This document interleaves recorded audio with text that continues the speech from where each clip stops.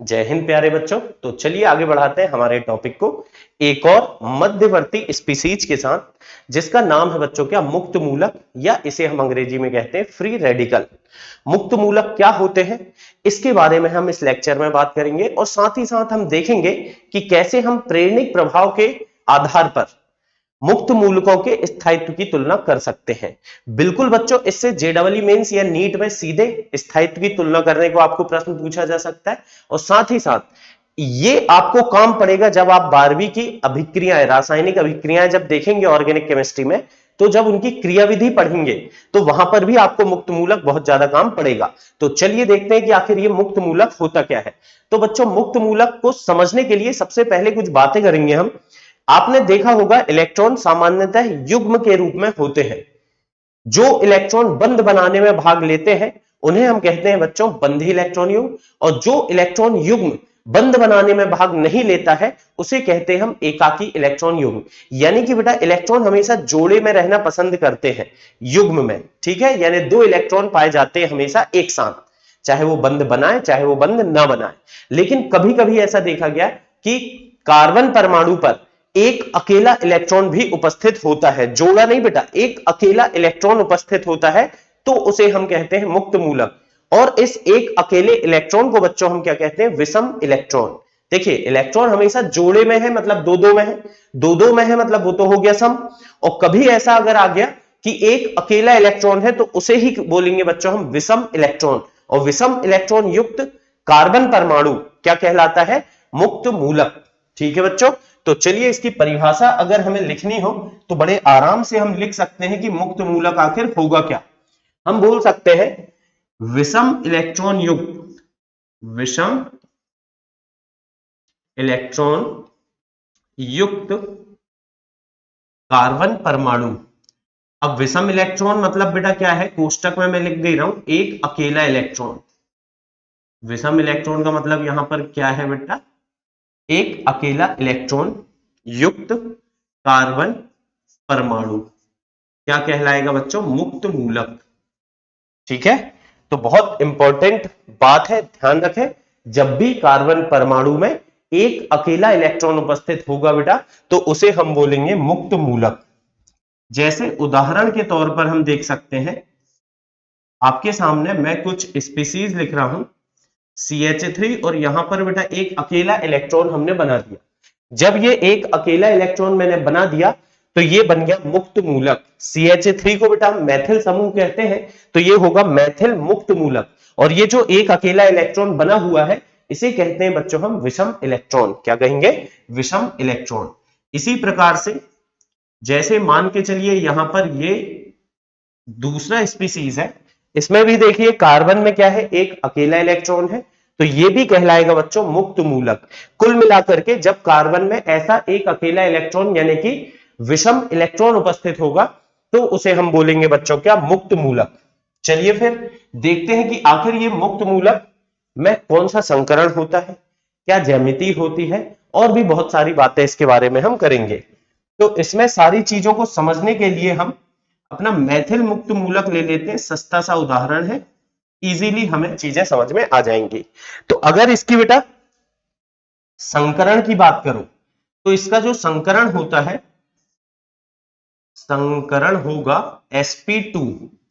कैसा होगा बच्चों संकरण, कौन सा होगा, sp2 संकरण होता है। अगर इसकी ज्यामिति देखें तो इस तरह की होगी CH3, और एक p कक्षक होगा जो संकरण में भाग नहीं ले रहा होगा और उसके पास होगा ये विषम इलेक्ट्रॉन। देखिए कार्बन में कुल मिला के 4 इलेक्ट्रॉन होते हैं बारकोश में, 4 में से बेटा इन 3 इलेक्ट्रॉनों ने क्या किया, संकरण में भाग लिया और हाइड्रोजन से बंध बना लिया। लेकिन एक जो चौथा इलेक्ट्रॉन है पी कक्षक में है, शुद्ध पी कक्षक पी जेड में ये इलेक्ट्रॉन उपस्थित है और इसने संकरण में भाग नहीं लिया है। अगर बेटा ये संकरण में भाग ले लेता तो ये भी बंध बना लेता, लेकिन फिलहाल इसने संकरण में भाग नहीं लिया है और इसीलिए हम बोलेंगे कि संकरण होता है इसमें क्या, sp2। अब ये जो ज्यामिति है बेटा इसको हम क्या बोलेंगे, त्रिकोणीय समतलीय। इसकी जो ज्यामिति है sp2 संकरण के कारण कैसी कहलाएगी, त्रिकोणीय समतलीय। त्रिकोणीय समतलीय। ठीक है बेटा, तो ये कुछ अच्छी अच्छी बातें आप ध्यान रखें। फिर इसके बाद अगर देखें इसमें कि कार्बन के बाह्यकोश में इलेक्ट्रॉन कितने हैं, तो बिल्कुल बड़े आराम से बेटा आप गिन सकते हो, 1 2 3 और ये 4। ये तो कार्बन के ही 4 इलेक्ट्रॉन हो गए और 3 हाइड्रोजन से एक एक इलेक्ट्रॉन साझा किया, 4 और 3 साझा किया तो 7। मतलब इसके बाह्यकोश में कितने इलेक्ट्रॉन होंगे बेटा? 7 इलेक्ट्रॉन होते हैं। ठीक है, 7 इलेक्ट्रॉन है, मतलब अष्टक पूर्ण नहीं है, इसका अष्टक अपूर्ण होता है, अपूर्ण अष्टक होता है। और साथ ही साथ अपूर्ण अष्टक होता है एवं इलेक्ट्रॉन की कमी होती है। अपूर्ण अष्टक होता है इसलिए क्या होता है बेटा? इलेक्ट्रॉन की कमी होती है। अब क्योंकि इसमें एक विषम इलेक्ट्रॉन यानी कि एक अकेला इलेक्ट्रॉन उपस्थित है, इसीलिए बच्चों ये होगा क्या? अनुचुंबकीय। इसके पहले हमने देखा कार्बोकैटायन और कार्बन आयन जो कि क्या थे बच्चों?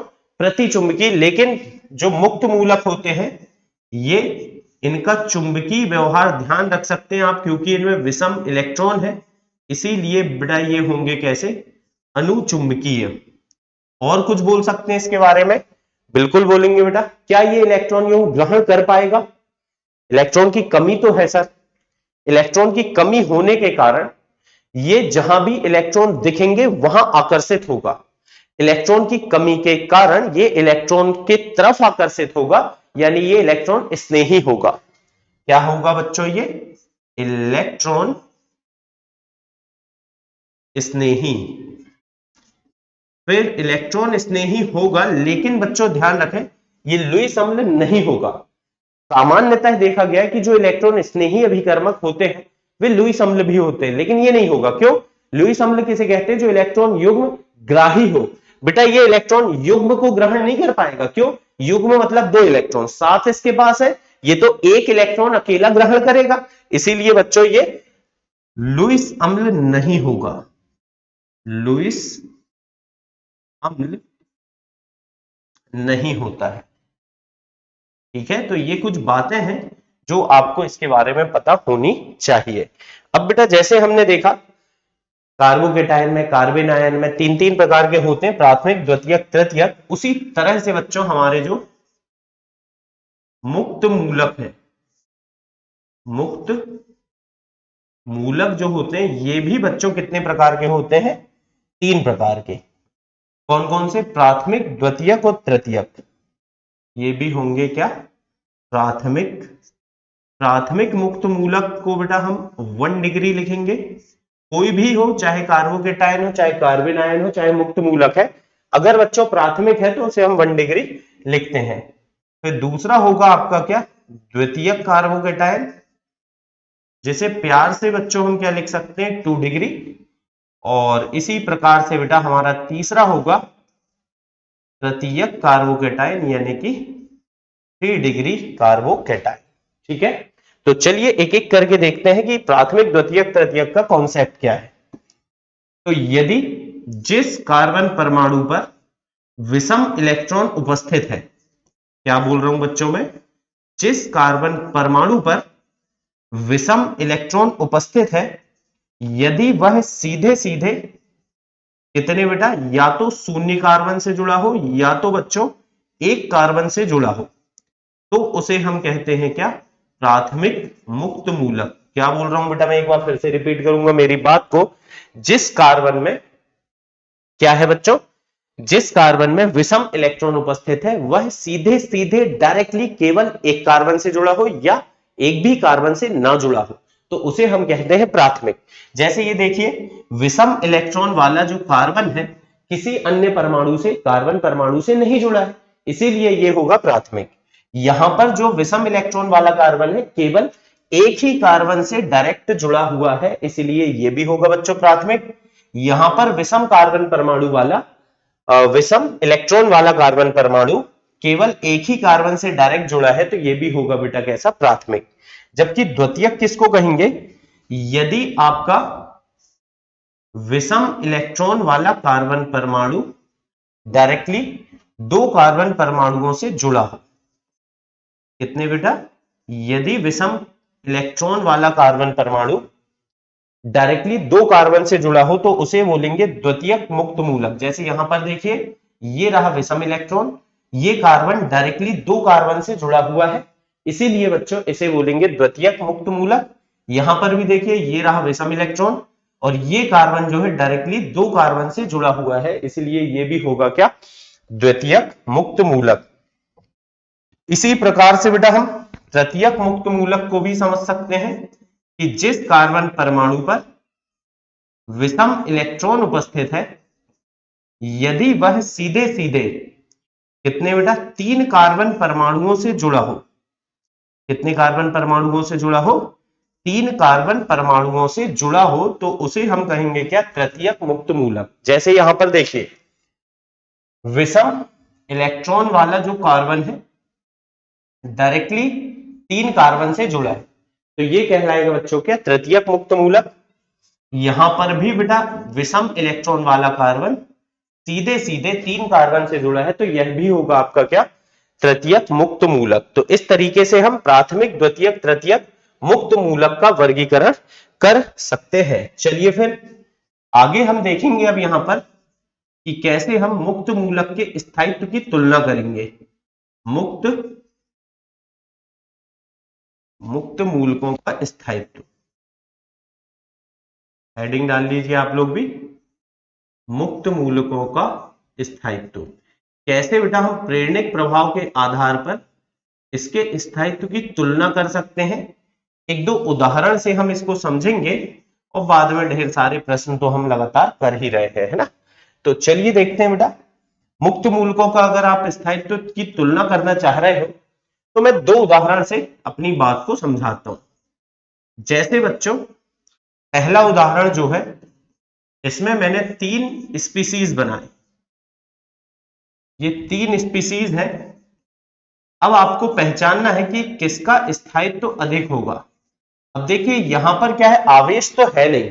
काश सर आवेश होता तो हम बता देते। आवेश जहां ज्यादा होता है उसका स्थायित्व कम होता है, आवेश जिसका कम होता है उसका स्थायित्व ज्यादा होता है।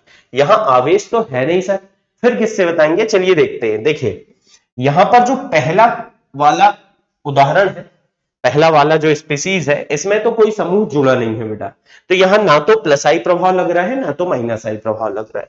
हाँ, लेकिन ये जो समूह है ये प्लस आई प्रभाव प्रदर्शित करेगा। प्लस आई प्रभाव मतलब ये अपने इलेक्ट्रॉन देगा, प्लस आई मतलब देने वाला, दाता। तो ये बेटा इलेक्ट्रॉन युग्म दाता है, और इलेक्ट्रॉन युग्म दाता होने के नाते ये अपने इलेक्ट्रॉन किसको देगा बेटा? CH2 को, जिसके पास विषम इलेक्ट्रॉन है।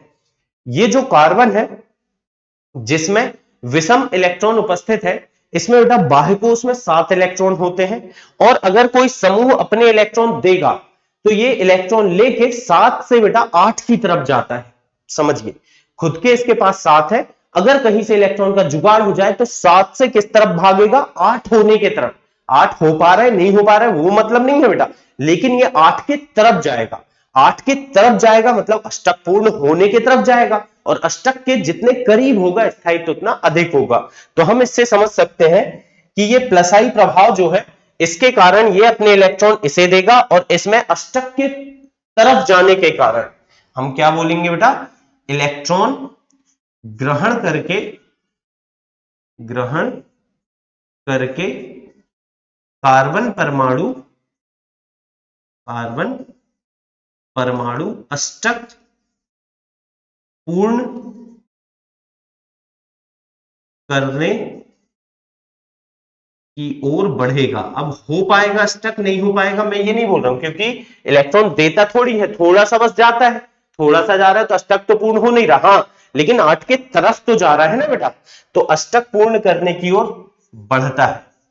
और जब ये अष्टक पूर्ण करने की ओर बढ़ता है, इसका मतलब क्या हुआ?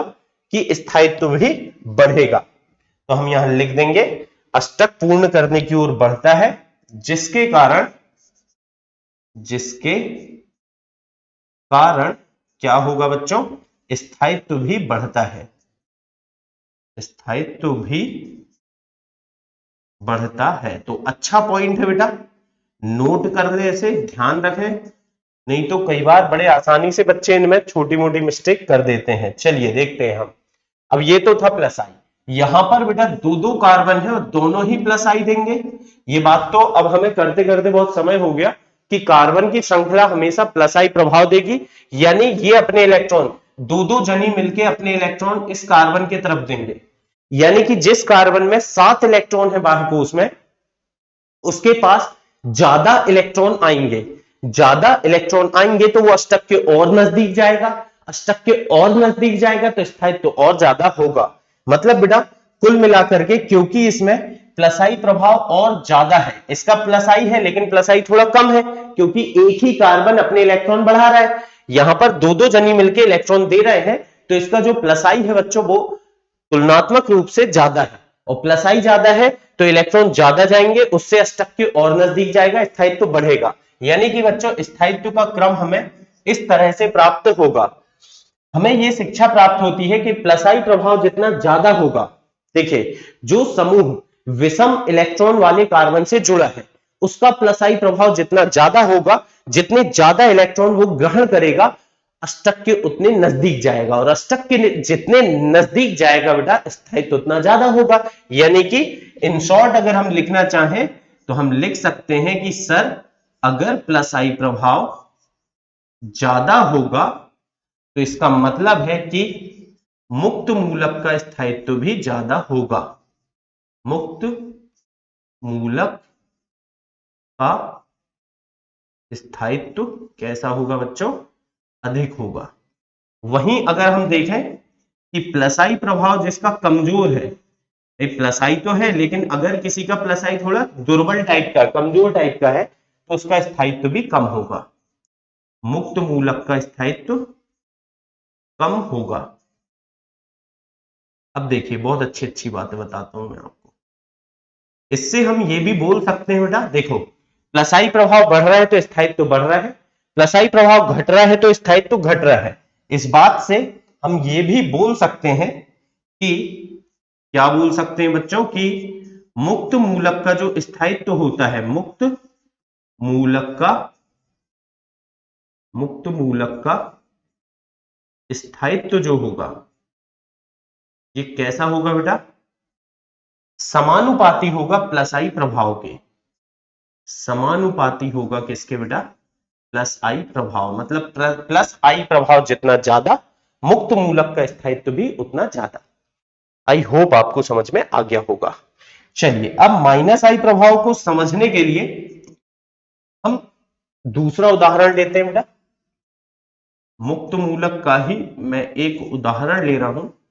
ये F से जुड़ा हुआ है, यहां पर जो विषम इलेक्ट्रॉन युक्त कार्बन है OH से जुड़ा हुआ है, और बेटा यहां पर जो OH की जगह आ गया कौन? NH2।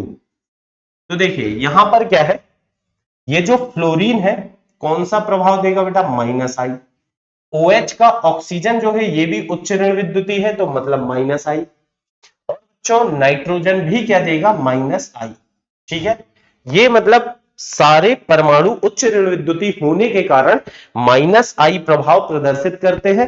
माइनस आई प्रभाव मतलब इलेक्ट्रॉन ग्राही प्रभाव, मतलब कि ये जो समूह है बच्चों ये इलेक्ट्रॉन खींचते हैं, इलेक्ट्रॉन अपनी ओर आकर्षित करते हैं, और क्योंकि ये इलेक्ट्रॉन अपनी ओर आकर्षित कर रहे हैं, इससे हम क्या कह सकते हैं बेटा कि ये इससे इलेक्ट्रॉन की कमी करेंगे। वैसे ही बेचारे में 7 इलेक्ट्रॉन है, जिसके पास विषम इलेक्ट्रॉन है, ये जो आपका कार्बन है बेटा जिसके पास विषम इलेक्ट्रॉन है, इसके पास 7 इलेक्ट्रॉन है, मतलब ऑलरेडी अष्टक से कम है, और ये F आ गया तो ये तो और खींचने लगा अपनी तरफ, मतलब इसमें इलेक्ट्रॉन की और कमी हो रही है, यानी कि अष्टक से दूर जा रहा है, और अष्टक से जितना दूर जाएगा बच्चों स्थायित्व उतना कम होता चला जाएगा।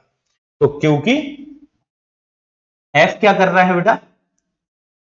माइनस आई समूह जो भी हो, चाहे F हो चाहे OH हो NH2 हो, बेटा क्या करेगा?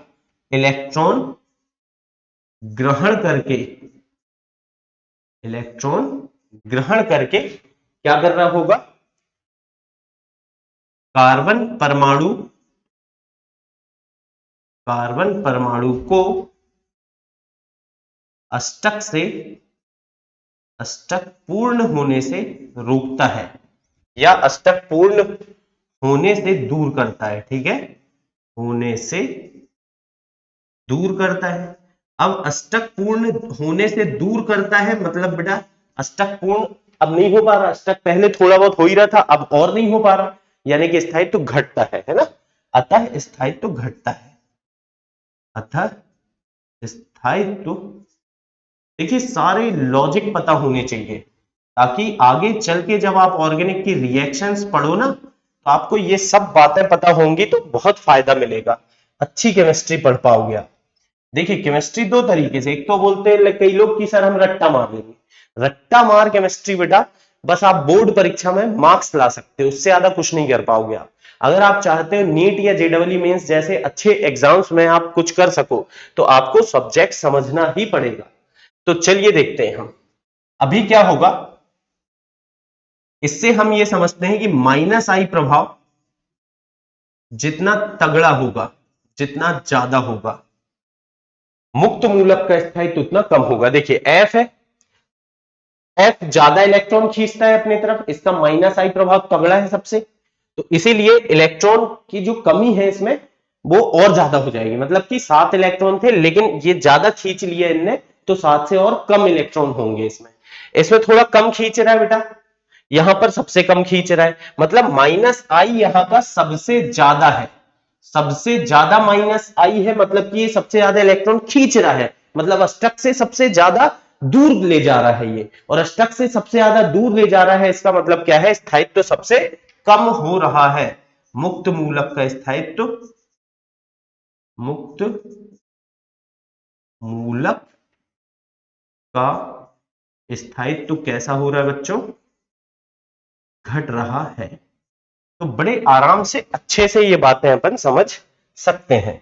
चलिए फिर इसका ये भी मतलब हम लिख सकते हैं, क्या लिख सकते हैं बेटा, मुक्त मूलक का स्थायित्व, मुक्त मूलक का स्थायित्व व्युत्क्रमानुपाती होगा, क्योंकि माइनस आई बढ़ने पर स्थायित्व घट रहा है, मतलब कि ये व्युत्क्रमानुपाती है किसके, माइनस आई प्रभाव के। ठीक है, तो इस तरीके से हम ये बात समझ सकते हैं। और बच्चों अच्छा होगा अगर ये छोटी छोटी बातें आप लोग थोड़ा सा ध्यान में रख के चले। चलिए अब आगे बढ़ते हैं हम। एक छोटी सी बात और करना चाहूंगा मैं, मान के चलिए आपके पास प्राथमिक मुक्त मूलक है बेटा, समान कार्बन की परमाणुओं, समान कार्बन परमाणुओं की संख्या वाला एक है आपके पास प्राथमिक मुक्त मूलक, वहीं बेटा आपके पास उतने ही कार्बन वाला द्वितीयक मुक्त मूलक है। ये रहा आपका द्वितीयक मुक्त मूलक, ये समावयवी है ना, मतलब इनमें कार्बन वगैरह सब बराबर है। और ये रहा आपका एक और तृतीयक मुक्त मूलक। अब इनके स्थायित्व की अगर मुझे तुलना करनी है तो कैसे करेंगे बेटा हम ये तुलना, चलिए देखते हैं। देखिए ये लगा रहा है अपना प्लस आई प्रभाव, ठीक है, यहां पर ये भी लगा रहा है प्लस आई और ये भी, दो दो जनी अपना प्लस आई लगा रहे हैं, और यहां पर बेटा तीन तीन जनी प्लस आई लगा रहे हैं। ठीक है, तो अब होगा क्या, क्योंकि यहां पर एक पूरा ग्रुप, भले ये समूह बड़ा है लेकिन बेटा क्योंकि इसकी दूरी लगातार इस परमाणु से जिसमें विषम इलेक्ट्रॉन है उससे दूरी लगातार बढ़ते जा रही है, प्रभाव लगातार घटते जा रहा है, तो इसका प्रभाव, और यहां दो दो जगह से डायरेक्ट लग रहा है और वहां तीन तीन जगह से डायरेक्ट लग रहा है, तो इसमें प्लस आई के कारण इलेक्ट्रॉन जाएंगे इस तरफ, इसमें यहां से भी जाएंगे और यहां से भी जाएंगे, और इसमें बेटा तीन तीन जगह से इलेक्ट्रॉन आएंगे। जब तृतीयक वाले में तीन तीन जगह से इलेक्ट्रॉन आएंगे तो बेटा ये अष्टक के बहुत नजदीक चला जाएगा, 7 से 8 होने की तरफ बहुत ज्यादा बढ़ जाएगा, स्थायित्व तो बहुत ज्यादा हो जाएगा, यानी कि स्थायित्व तृतीयक का सबसे ज्यादा होता है, फिर द्वितीयक का, फिर बच्चों होगा प्राथमिक का, प्राथमिक का सबसे कम, फिर द्वितीयक, और सबसे ज्यादा जो होगा बच्चों वो किसका होगा, तृतीयक का। तो ये बातें आप लोग ध्यान में रखिए। चलिए फिर हम करते हैं एक बहुत बढ़िया शानदार सा प्रश्न और फिर कुछ आगे की बातें करेंगे। तो सबसे पहले बच्चों प्रश्न देखते हैं क्या है, निम्न मुक्त मूलकों के स्थायित्व का क्रम बताइए। ये आपके सामने लिखा है एक, तो इसमें क्या है बेटा, ये थोड़ा सा पहला वाला जो सवाल है इसमें सुधार लेंगे, जो विषम इलेक्ट्रॉन है इस परमाणु पर है, ठीक है। तो अभी क्या है सुनिए, यहां पर कोई प्रभाव है ही नहीं, यहां पे प्लस आई है और यहां पर भी प्लस आई है, लेकिन ज्यादा प्लस आई है। प्लस आई जितना ज्यादा अष्टक के उतना नजदीक, अष्टक के जितना नजदीक स्थायित्व उतना अधिक। तो मतलब बेटा ये क्रम मिलेगा हमें। फिर यहां पर देखिए ये प्राथमिक है, द्वितीयक है, तृतीयक है, अब भी करके आए हैं बेटा, बताने वाली कोई बात है ही नहीं इसमें। तो अब यहां पर क्या है सर, यहां पर नाइट्रोजन उच्च ऋण विद्युती है माइनस आई, CH3 प्लस आई, प्लस आई से स्थायित्व क्या होगा मुक्त मूलक का, बढ़ेगा। तो जिसमें प्लस आई लग रहा है उसका स्थायित्व अधिक होगा। इसी तरह से बच्चों यहां पर देखिए, यहां कोई समूह है ही नहीं, यहां पर समूह है प्लस आई वाला समूह होगा तो स्थायित्व क्या होगा बच्चों, बढ़ेगा। यहां पर देखो CH3 तो देगा भैया प्लस आई, NO2 देगा माइनस आई, उच्च ऋण विद्युती है, और NO भी देगा क्या, माइनस आई। तो सबसे पहले प्लस आई वाला जो होगा वो तो सबसे अधिक स्थायी होगा, मतलब एक नंबर में सबसे ज्यादा स्थायी तो ये हो गया। अब इन दोनों में माइनस आई देखो बेटा, माइनस आई से स्थायित्व घट रहा है, माइनस आई जितना ज्यादा स्थायित्व उतना कम। माइनस आई किसका ज्यादा है बेटा, यहां दो दो ऑक्सीजन है, वहां एक ही ऑक्सीजन है, इसका माइनस आई ज्यादा है, मतलब बेटा माइनस आई ज्यादा होने के कारण स्थायित्व सबसे कम होगा, ये 3 नंबर में आएगा और ये रहेगा आपका 2 नंबर में, ठीक है। फिर आगे देखते हैं, ये रहा विषम इलेक्ट्रॉन, यहां पर भी विषम इलेक्ट्रॉन ये रहा बेटा, और यहां पर भी विषम इलेक्ट्रॉन ये रहा। अब देखिए यहां पर क्या है, जो समूह जुड़ा है ये तो बेटा कार्बन परमाणुओं का समूह है, मतलब कि प्लस आई समूह है। यहां पर प्लस आई तो है, लेकिन F के कारण माइनस आई आ गया है, और इस F के कारण भी माइनस आई आ गया। तो प्लस आई वाला तो पक्के में एक नंबर में यही आएगा, कोई बुराई वाली बात है ही नहीं। माइनस आई देखो बेटा कहां ज्यादा लग पाएगा, यहां पर जो विषम इलेक्ट्रॉन है, विषम इलेक्ट्रॉन माइनस आई समूह से बहुत पास में है। और बेटा प्रेरणिक प्रभाव, आई प्रभाव दूरी पर निर्भर करता है, पास रहेंगे तो प्रभाव तगड़ा लगेगा, दूर रहेंगे तो प्रभाव कमजोर लगेगा।